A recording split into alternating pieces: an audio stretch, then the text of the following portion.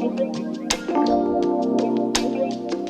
there, welcome back to my channel. My name is Brittney and welcome to Brittney's Place. Today's going to be a story time. I'm going to be sharing with you all the time that my hair actually got, how can I say this, burnt off. Yeah, I thought about this story earlier today and I'm like, you know what, that was an interesting story. I mean, I can laugh back on it now, but during the time that I was going through what I was going through, it was not funny at all. So let me take you back a little bit. Be sure to give the video a thumbs up. Also, please make sure that you are subscribed. If you want more like story time, I don't have a whole lot of story times on my main channel, which is at Brittney Bundles, but I do have a lot of videos, like over 1,000. So if you want some, like I have business story time videos. If you want some more story time videos that are related to like my business experiences, be sure to check out my business playlist and my second channel in general. I'll have the link down below.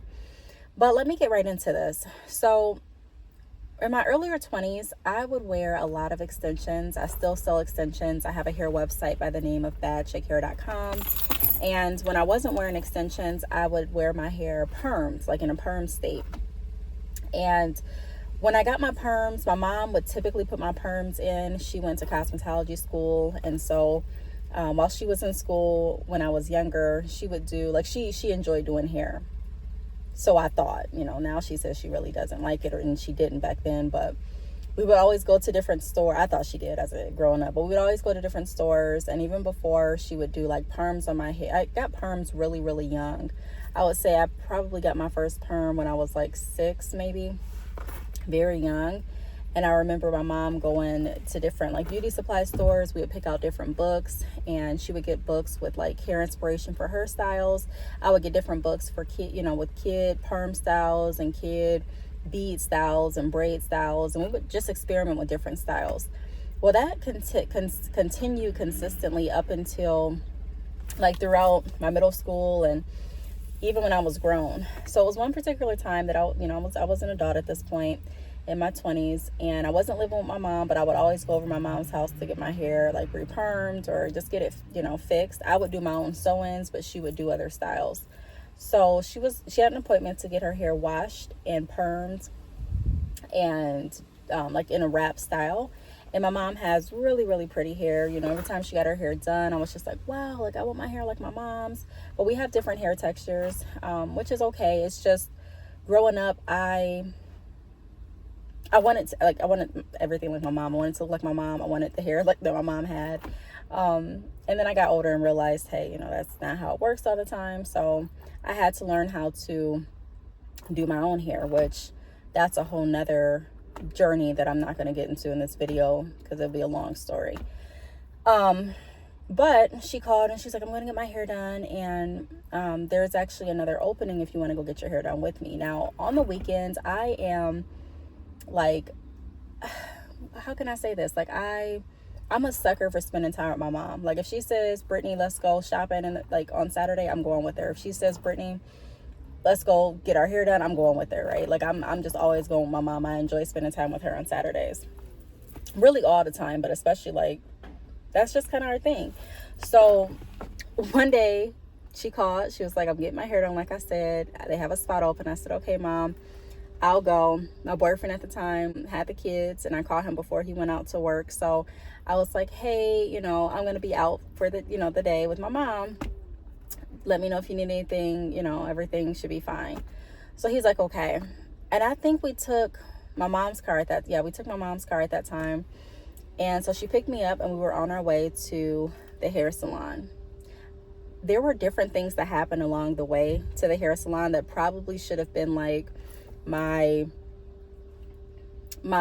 sign that I probably just should go back home, but I didn't. So the first sign was we had car trouble. The car stopped working. Like I think we needed a jump or something, and it stopped working right by these apartment complexes. So I called my boyfriend. I'm like, hey, our car stopped. You know, I know we just left, but I'm gonna need you to come out here and like fix it. I don't know what's going on. He's like, what's going on? I don't know. All I know is it's not working. Like that's really all. I don't really know what else you want from me or my mom, because you're not gonna get anything else besides it doesn't work. Called him. I called my dad. And we were just sitting there waiting to really see who got there the fastest. And while we were waiting, another person drove past us, and they were able to look at the car and they got it fixed. So I was able to call both of them back and say, hey, you don't need to come. Even though they were on their way, I'm like, you don't need to come. Somebody already fixed it. All we needed was a jump. So we got a jump, and we started going to the hair place again. We got to the hair place, and I don't know, I just felt like I didn't want to get my hair done. I felt very nervous about getting my hair done when I got in there. Why? Because the smell of the nails of the hair salon just brought me back to, like, it just reminded me of like getting burned as a kid when I would go to the hairdresser. I didn't like it. Like, when I would get my hair pressed out, the hot comb would be really close to my forehead. Sometimes I would get burned a little bit. Even if the hot comb didn't touch my skin, it would just, like, the heat would burn me. And I'm just like, dang, like, this smell in this salon reminds me of back in the day when I used to go get my hair done, and I used to leave with a couple burns on my forehead, and we would just put bangs over it. And I'm like, you know, I don't want to do this. But then I'm like, you know what? It's okay. I'm not going to let my fear stop me. You know, this salon was not the salon I went to that burned me. This is a whole new time. Come on, Brittney, get it together. You know, your mom's getting her hair done. It looks beautiful. Let's do it. So when my mom got done getting her hair, and again, like I said in the beginning, we have two different textures. My mom's, her hair, if we're both getting perms, she won't keep her perm on as long as she would keep the perm on for me. We have, like I said, different hair textures. Nothing wrong. I love both of our hair textures, but they're different. So just because a stylist was specialized in her hair care does not mean that I was going to have the same results. I should have just stuck to my initial, filling, but I didn't. So my mom's hair was beautiful. She got up, she was done, and then it was my turn. Okay, we'll start off good. We started off washing my hair. No, we started off, I think, did we do I don't know what we did first. I don't know really what. I just remember sitting in a chair, and I'll just skip to the part where I was getting my perm. I started getting the perm on, and immediately, like I would say maybe like 2 minutes after the perm was on, I started feeling, it might have not even been 2 minutes. It might have just been like 45 seconds to a minute. I started feeling like my scalp, like just feeling very sensitive, and then it just rapidly sped up. So no longer, it wasn't just sensitive, it was like I was in pain. I'm like, okay, this is really, really hot. And the stylist wasn't to the top of my hair yet. Like, did he start at the back or the top? I don't know if he started, I don't know exactly where he started. This was some years ago, but he wasn't done with the portion. Either it was the front or the back. And I'm like, wow, okay, so if we like this and you just put the perm in and I still have all this to go, it's not gonna work. I'm not gonna make it. Like, it hurts so bad. So he was like, where does it hurt? And he would spray water on the parts that it hurt. And so when he would spray water, it would calm down for a little bit, but not for too long. And I'm like, okay, so once you put it on, I'm still supposed to wait while it's straightening my hair. And I'm just sitting here thinking, like, Brittney, what did you get yourself into? Because now you already got perm on part of your hair. Part of your hair is being processed. You don't want to get up now and just tell them forget it, because that's not going to look right. You started, you pretty much got to finish this.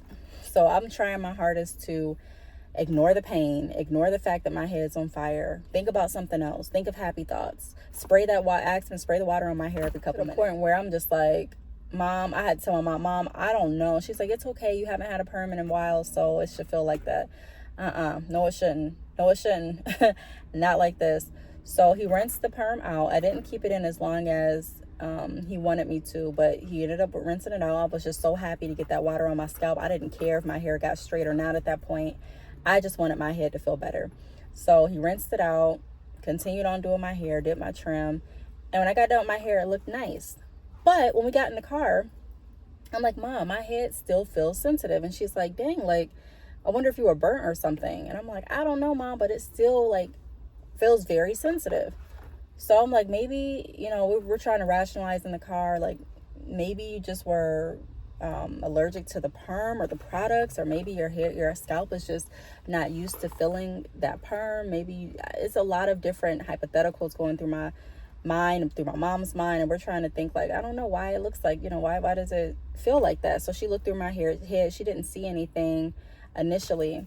And so I went home, and it had to be later on that day. I just kept feeling like, I'm like, it hurts right here. And so I looked in the mirror, and it was like red, and it looked like it was like burned. Like it just looked so irritated and burned. And not just that, but like the hair around it was burned too, like even my ends. And normally when my mom would do perms, she didn't put perm on my ends. Like she would not put perm on my ends. She would just only, I think when I first got my perm, she did that. But going forward, she just put perm on my roots. But because when I went to this salon, I didn't have it.